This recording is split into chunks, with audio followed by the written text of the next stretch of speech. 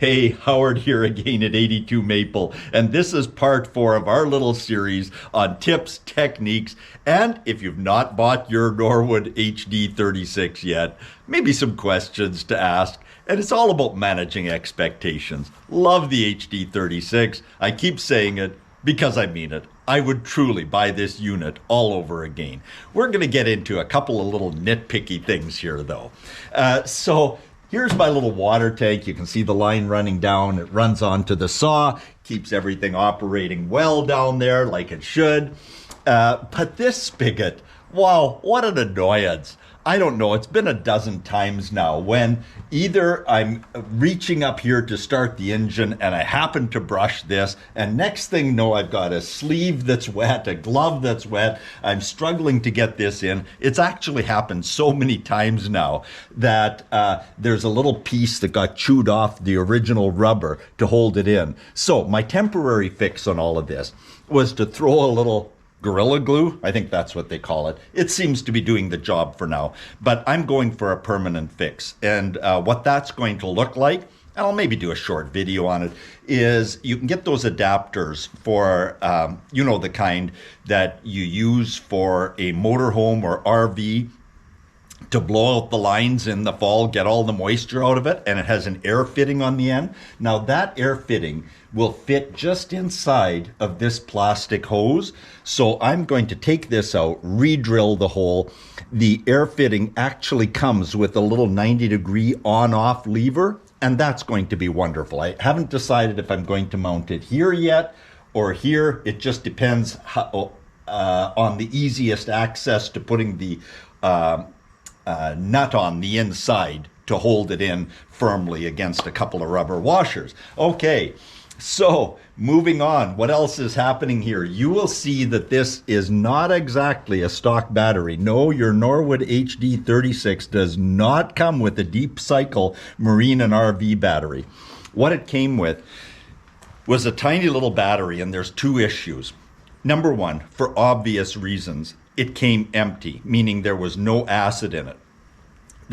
Even though I live in metropolitan Vancouver, there was no place that I could find that would put the acid into the battery. There used to be places, but no place within 50 kilometers of me. So counting time, expense of running a vehicle 70 kilometers or something like that to a location that would put battery acid in, I just went down to my friendly Canadian Tire store and picked up the requisite size battery. It was about that big.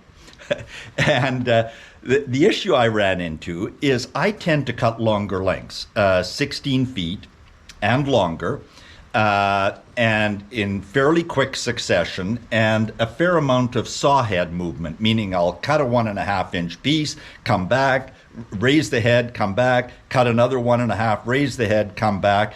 And what was happening? Bottom line, within 45 minutes to an hour of continuous activity, by the time I went to change the blade, the battery was dead. I'd changed the blade. There was no way it was going to charge up quickly enough. And so just decided to get a permanent solution, got the larger battery, mounted it in there. It works perfectly. It doesn't impede my lift capacity or anything else. But boy, I was also glad that I'd stepped up my cables. In a previous episode, I talked about the install on these 1/8-inch cables. And the motor seems to lift it fine. I've been watching for any heating issues or other issues. And so we just keep pushing onward with this, and it resolved the problem, never an issue. And I'm really happy about that because you can also see I've mounted some LED lights up there. Let me flick them on. I've got one over here on my scale. I've got one down there to watch the cut. Again, I have a day job, so a lot of this stuff is done at night. And with the extra drain of the lights, again, have never had an issue with that battery installed. I throw a trickle charger on it. I mounted a little trickle charger in here. It's tiny. It's just, I don't know, a 3-amp unit, and strapped it in. So at the end of my cutting day, I just plug it in and we're in business. So now let's walk around to the other side for the third item that we'll talk about in this short segment. So great log loader, rated for 3,500 pounds. And literally the fourth or fifth log that I went to lift tweaked the frame on the unit. Now, how in the world could that happen? Well, it seems, if I had to guess, that the log loader is rated legitimately for 3,500 pounds, but that would be evenly balanced pounds, which would, if you count the frame rails here, we'd be talking about 12 feet to have it perfectly balanced. I like to cut with the thin end of the log up closest to where the saw head starts. That way I can adjust my roller here. I don't forget that I have it raised so that when I go to flip the log 180 degrees onto the other side, that I don't leave a roller raised. Maybe it's age, maybe it's distraction, but I found that when I was using this roller to raise the thin end of the log, more than once I forgot about it, and of course that wrecks the cut. So in any event, the larger end of the log was down about here. Now, the loader did manage to lift the log, but the weight was probably balanced entirely on this arm. And so two things happened. Number one, because there wasn't a lot of weight on this arm closest to the saw head, and because the two lift cylinders are working off of the same supply hose, this end came up. And that should have been my first clue, honestly, to drop the log and do something different. But I persisted because this cylinder was actually moving this up. And it did. Again, it loaded successfully. And as I ran the saw head down the rails, I heard a brand new noise over the noise of the engine.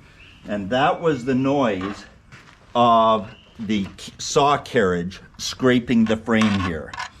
And so literally on the fifth log that I loaded onto this frame, that frame is now permanently tweaked. I've had to adjust this rail to keep it moving smoothly and to prevent it from gouging, which it occasionally has reverted to, particularly when I lift another log. And that's just something that I think could have been done better.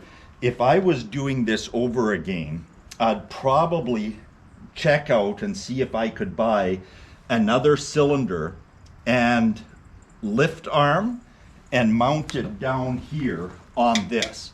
Given what I'm cutting, that would probably serve my purposes best.